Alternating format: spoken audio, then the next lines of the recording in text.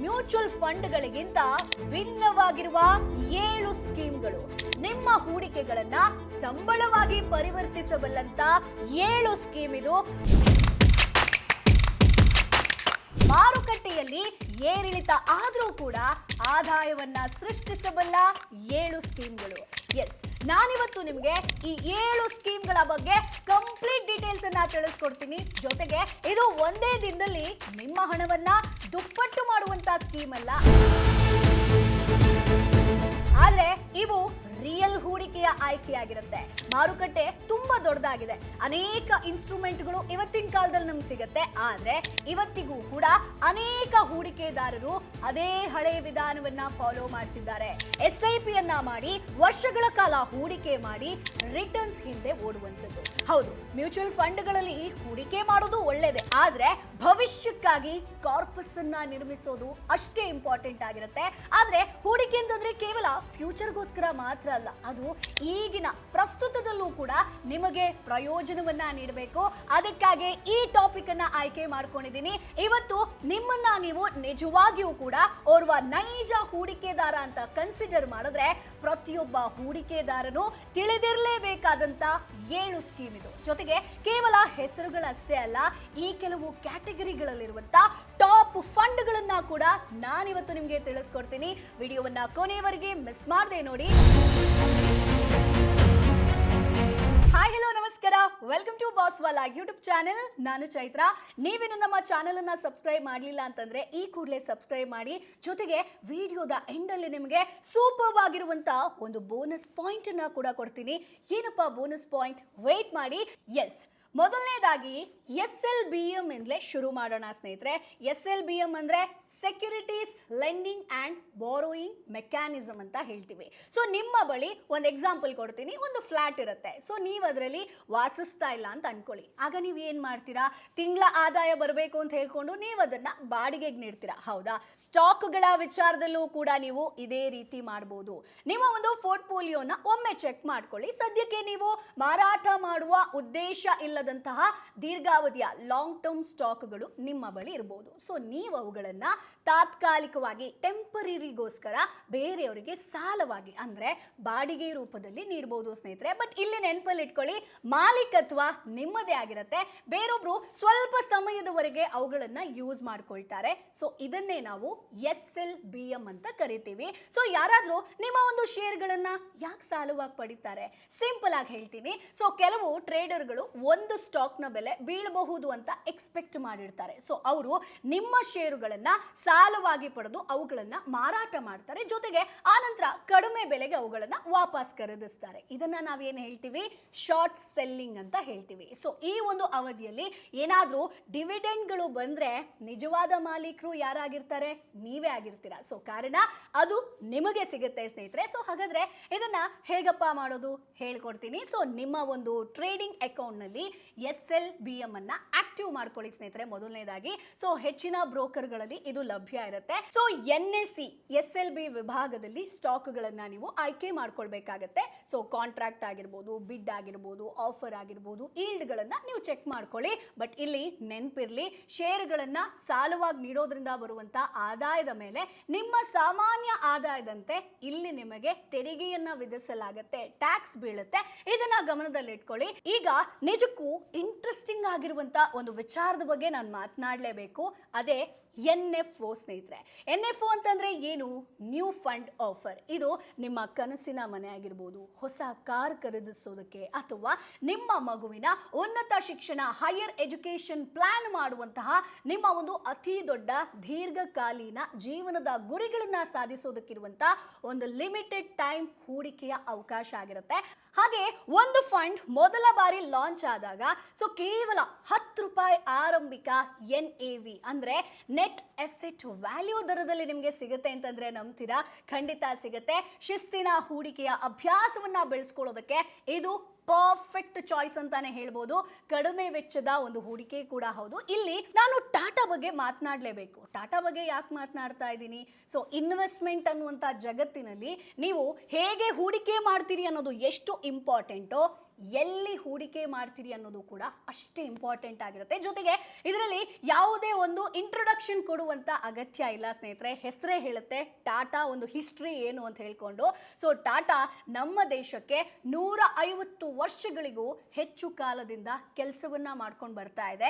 ನಮ್ಮ ಊಟದ ಉಪ್ಪಿನಿಂದ ಹಿಡಿದು ರಸ್ತೆಯಲ್ಲಿ ಓಡಾಡುವಂತ ವಾಹನಗಳವರೆಗೆ ನಮ್ಮ ದೈನಂದಿನ ಜೀವನದ ಪ್ರತಿಯೊಂದು ವಿಚಾರಕ್ಕೂ ಕೂಡ ನಾವು ಟಾಟಾವನ್ನ ನಂಬಿದೀವಿ, ಡಿಪೆಂಡ್ ಕೂಡ ಆಗಿದ್ದೀವಿ. ಅದೇ ಪರಂಪರೆಯ ಅಡಿಪಾಯದ ಮೇಲೆ ಟಾಟಾ AIA ಲೈಫ್ ಇನ್ಶೂರೆನ್ಸ್ 25 ವರ್ಷಗಳಿಗೂ ಹೆಚ್ಚು ಕಾಲದಿಂದ ಭಾರತೀಯ ಕುಟುಂಬಗಳನ್ನ ಪ್ರೊಟೆಕ್ಟ್ ಮಾಡ್ತಾ ಬಂದಿದೆ. ಸೊ ಅವರು 1.46 ಲಕ್ಷ ಕೋಟಿ ಮೌಲ್ಯದ ಬೃಹತ್ ಆಸ್ತಿಯನ್ನ ನಿರ್ವಹಿಸುತ್ತಿದ್ದಾರೆ ಸ್ನೇಹಿತರೆ. ಜೊತೆಗೆ 99.41% ನಷ್ಟು ಅದ್ಭುತವಾದಂತ ಕ್ಲೇಮ್ ಸೆಟಲ್ಮೆಂಟ್ ರೇಷಿಯೋ ಕೂಡ ಹೊಂದಿದ್ದಾರೆ.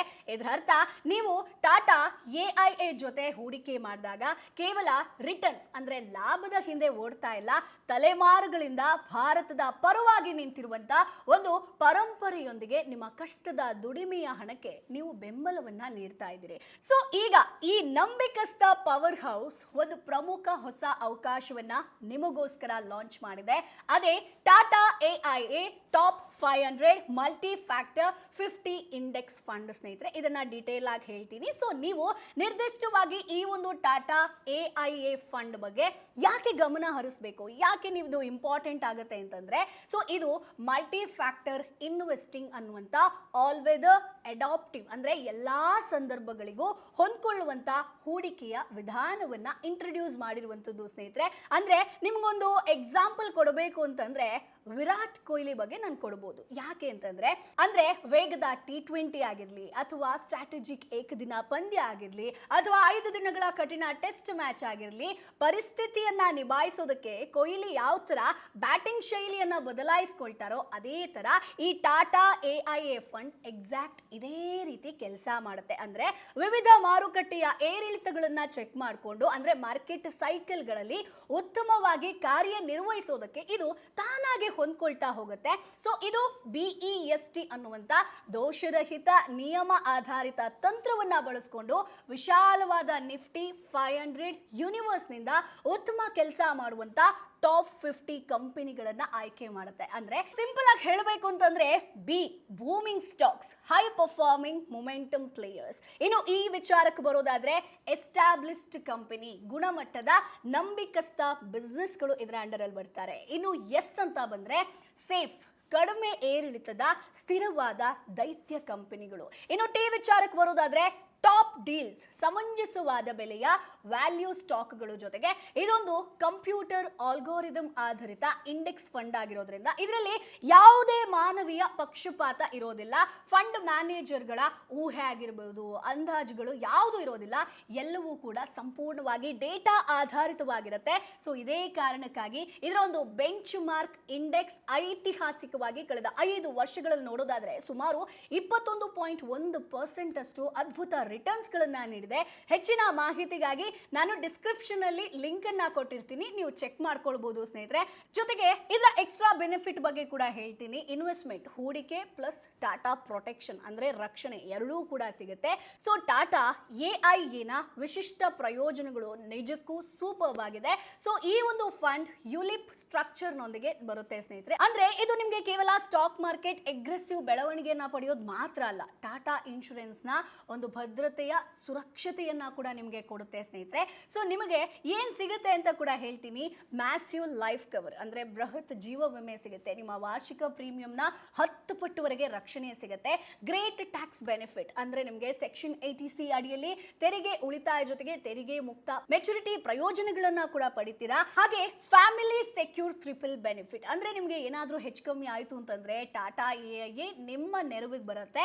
ಅವರು ತಕ್ಷಣವೇ ನಿಮ್ಮ ಕುಟುಂಬಕ್ಕೆ ಲೈಫ್ ಕವರ್ ಜೀವ ವಿಮೆ ಹಣವನ್ನ ಪಾವತಿಸ್ತಾರೆ. ಸೊ ನಿಮ್ಮ ಪರವಾಗಿ ಭವಿಷ್ಯದ ಎಲ್ಲ ಪ್ರೀಮಿಯಂಗಳನ್ನ ಮನ್ನಾ ಮಾಡ್ತಾರೆ, ಜೊತೆಗೆ ಅವರೇ ಪಾವತಿಸ್ತಾರೆ. ಸೊ ನಿಮ್ಮ ಅವಲಂಬಿತರನ್ನ ಬೆಂಬಲಿಸೋದಕ್ಕೆ ಅಂದ್ರೆ ಅವರಿಗೆ ಹೆಲ್ಪ್ ಮಾಡೋದಕ್ಕೆ ಮಾಸಿಕ ಆದಾಯವನ್ನ ಕೂಡ ಒದಗಿಸ್ತಾರೆ ಸ್ನೇಹಿತರೆ. ಟಾಟಾ AIA ಪರಂಪರೆಯ ಬೆಂಬಲ ಇರುವಂತ ಇಂಥದ್ದೊಂದು NFO ಸಿಗೋದು ಅಪರೂಪ ಅಪರೂಪದ ಅವಕಾಶ ಅಂತ ಹೇಳ್ಬೋದು. ಬಟ್ ನೆನ್ಪಿರ್ಲಿ, ಆ 10 ರೂಪಾಯಿ ಆರಂಭಿಕ ಬೆಲೆಯಲ್ಲಿ ಪ್ರವೇಶಿಸುವಂತ ಅವಕಾಶ ಕೇವಲ ಸೀಮಿತ ಅವಧಿಗೆ ಮಾತ್ರ ಇರುತ್ತೆ, ಲಿಮಿಟೆಡ್ ಟೈಮ್ ಇರುತ್ತೆ. ಸೊ ಟಾಟಾದ ನಂಬಿಕೆಯೊಂದಿಗೆ ನಿಮ್ಮ ಭವಿಷ್ಯವನ್ನ ಕಟ್ಕೊಳ್ಳೋದನ್ನ ಮಿಸ್ ಮಾಡ್ಕೊಳ್ಳೋದಕ್ಕೆ ಹೋಗಬೇಡಿ.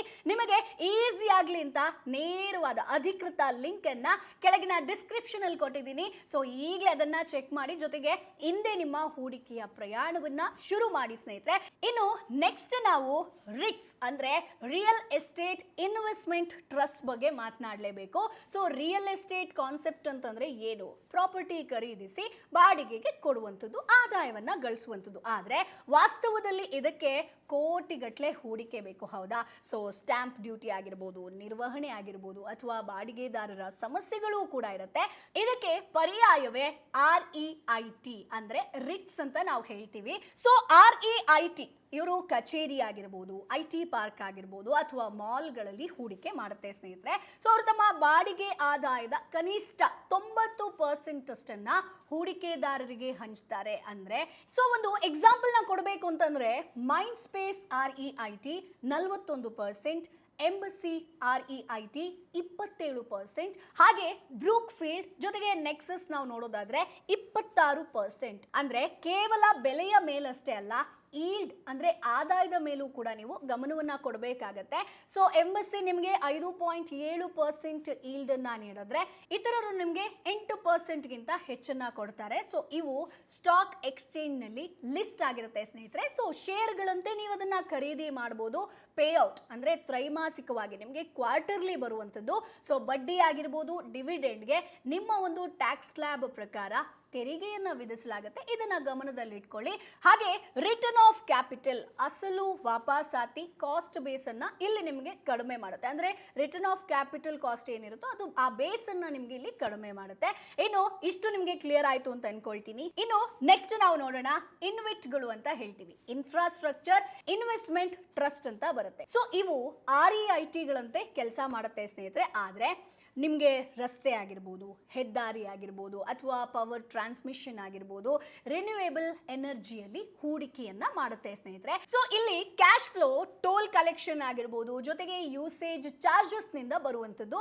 ಸೊ ಇಲ್ಲೂ ಕೂಡ ನಿಮಗೆ ತಮ್ಮ ಆದಾಯದ 90% ಅಷ್ಟನ್ನ ಹಂಚಿಕೆ ಮಾಡುತ್ತೆ. ಸೊ ಇಲ್ಲಿ ನಿಮಗೆ ಎಕ್ಸಾಂಪಲ್ ನ ಕೊಡಬೇಕು ಅಂತಂದ್ರೆ ಪವರ್ ಗ್ರಿಡ್ ಇನ್ವಿಟ್ ಇದೆ, IRB ಇನ್ವಿಟ್ ಗ್ರಿಡ್ ಇದೆ, ಜೊತೆಗೆ ಇಂಡಿ ಗ್ರಿಡ್ ಇದೆ. ಸೊ ಇಲ್ಲಿ ನಿಮಗೆ ರಿಟರ್ನ್ಸ್ ಅಂತ ಬಂದಾಗ ಹೆದ್ದಾರಿಗಳು 17% ಇರುತ್ತೆ, ಪವರ್ ಗ್ರಿಡ್ ಅಂತ ಬಂದಾಗ 12ರಿಂದ 13% ಇರುತ್ತೆ. ಇನ್ನು ಇತರರು ಅದರ್ಸ್ ಅಂತ ಬಂದಾಗ 10% ಇರುತ್ತೆ. ಜೊತೆಗೆ ಈಲ್ಡ್ಸ್ ಬಗ್ಗೆ ಕೂಡ ಮಾತನಾಡಲೇಬೇಕು. ಕ್ಯೂಬ್ ಹೈವೇಸ್ ಅಂತ ಬಂದಾಗ 13.9% ಇರುತ್ತೆ. ಜೊತೆಗೆ ಪವರ್ ಗ್ರಿಡ್ ಅಂತ ಬಂದಾಗ 12% ಇರುತ್ತೆ. ಸೊ ಇವು ಕೂಡ ಷೇರುಗಳಂತೆ ಲಿಸ್ಟ್ ಆಗಿರುತ್ತೆ ಸ್ನೇಹಿತರೆ. ತ್ರೈಮಾಸಿಕ ಪೇಔಟ್ ಗಳಿರುತ್ತೆ, ಜೊತೆಗೆ REIT ಗಳಂತೆ ತೆರಿಗೆ ಕೂಡ ಇರುತ್ತೆ ಸ್ನೇಹಿತರೆ. ಇನ್ನು ನೆಕ್ಸ್ಟ್ ವಿಚಾರದ ಬಗ್ಗೆ ಮಾತನಾಡೋಣ.